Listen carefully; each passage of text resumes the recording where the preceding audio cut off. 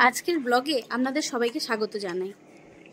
তো দেখুন, আমি একদম থালা ফল ঠাকুরের ফুল নিয়ে রেডি হয়ে গেছি। এবারে মন্দিরে যাব শিবের মাথায় জল ঢালতে। তো চলুন আপনাদের সাথে ব্লগটা শেয়ার করছি। শিব চতুর্দশী মানেই সারাদিন উপোস, আর এবারে চতুর্দশীটা লেগেছেও অনেক রাত্রি করে। 8টার সময় চতুর্দশীটা লেগেছে। ঝুলির তো আনন্দ করার বায়না পেলেই হচ্ছে।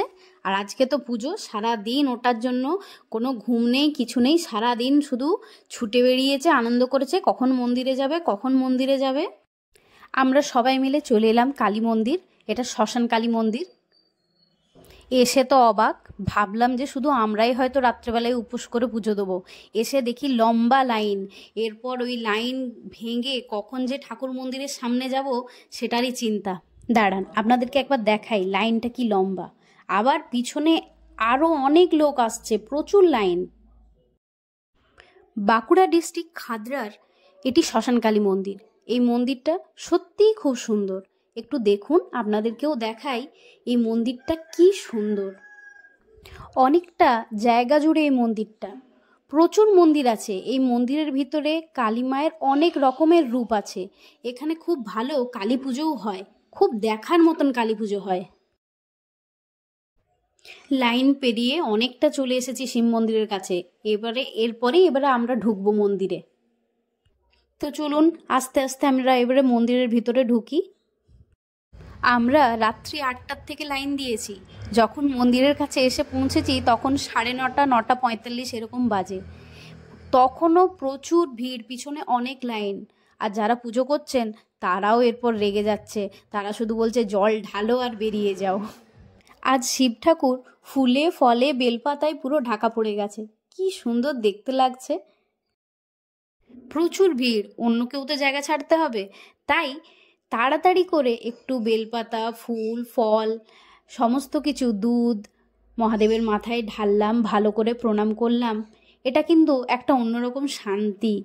উপোস করে এটা মনেই হয় না যে আমরা উপোস করেছি। ঠাকুরের কাছে যতক্ষণ জল ঢাললাম, করলাম, কিছু মনেই হয়নি আজকে যে আমরা এতক্ষণ ধরে উপোস করে আছি। সত্যি এটা ঠাকুরেরই লীলা বলতে গেলে। একজন বেরোলে আরেকজন ঢুকতে পারবে, তাই আমি তাড়াতাড়ি করে জল ঢেলে বেরিয়ে গেলাম। এরপর মা পুজো করবে।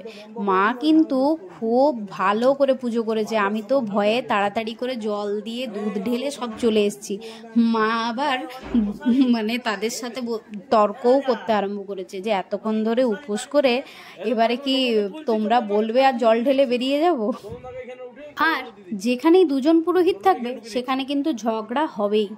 দেখবেন বিয়ের সময়তেও বরের বাড়ির আর মেয়ের বাড়ির পুরোহিতদের ঝগড়া কিন্তু হবেই। এখানে দেখুন ওরা কিন্তু ঝগড়া করেই যাচ্ছে। আর আমার মা সুন্দর আস্তে আস্তে আস্তে আস্তে পুজো করে যাচ্ছে, আর আমি তাড়াহুড়ো করে বেরিয়ে গেলাম জল ঢেলে। মা কিন্তু সুন্দর আস্তে আস্তে জল দিচ্ছে। আর দেখুন ঠাকুর প্রসন্ন হয়ে মাকে কত ফুল দিল, আশীর্বাদ করলো। ঠিক আছে, এবারে আমরা জল ঢেলে বাইরে বেরিয়ে যাব। আমার আর মায়ের পুজো কমপ্লিট, জল ঢালা কমপ্লিট। এবারে মোমবাতি দেখাবো, মোমবাতি জ্বালাবো, ধূপ দেব, আর তারপরে ঠাকুরকে গাঁজা কলকে যেগুলো দিতে হয় দেখুন এখানে সবাই জ্বালিয়ে রেখেছে। এগুলো জ্বালিয়ে দিতে হয়, এগুলো আজকের দিনে ঠাকুরকে দিতে হয়। তো আমরা এগুলো সমস্ত কিছু এখানে জ্বালিয়ে দেবো। দেখুন এখানে সবাই বসে বসে এখানে মোমবাতি, প্রদীপ, অনেকে ঘিয়ের প্রদীপ নিয়ে এসছে, সেগুলো জ্বালাচ্ছে। আমরা ভুলে গেছিলাম নিয়ে যেতে, মোমবাতিই দিয়েছি আমরা। দেখুন কত সব দিয়েছে মোমবাতি। তো চলুন ঠাকুরকে একটু ধূপগুলো দেখিয়ে দিই, আর সাথে দেখাই মন্দিরের পরিবেশটা। দেখুন সবাই পুজো টুজো দিয়ে এসে একটু করে বসেছে, আবার কেউ ঠাকুরকে ওইদিকে গেছে প্রণাম করতে। অনেকক্ষণ সবাই লাইন দিয়ে আছে, এখনো দেখুন কত ভিড়, সবাই বসে আছে ওইদিকে। তো চলুন ঠাকুরগুলো দেখাই।